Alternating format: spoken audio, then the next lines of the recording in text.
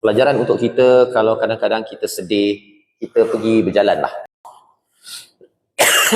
Ketika ini Nabi dalam keadaan yang amat tertekan, kepergian dua orang yang disayangi, iaitu Sayyidatina Khadijah dan juga Abu Talib, ya, bapa saudaranya. Jadi dua orang yang selalu menyokong Nabi itu sudah pergi. Jadi apabila pergi itu, Nabi amat sedih, dinamakan sebagai Amul Huzun, tahun kesedihan.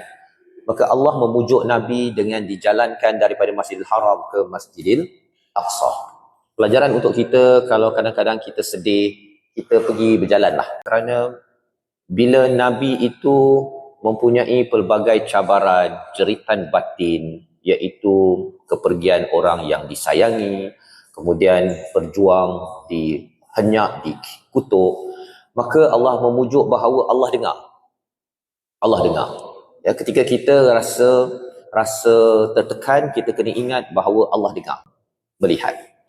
Ketika Nabi berjuang di Mekah itu, Allah dengar apa yang Nabi perlukan dan Allah lihat apa yang berlaku di Mekah. Allah mendengar apa yang kita doakan dan Allah lihat apa yang berlaku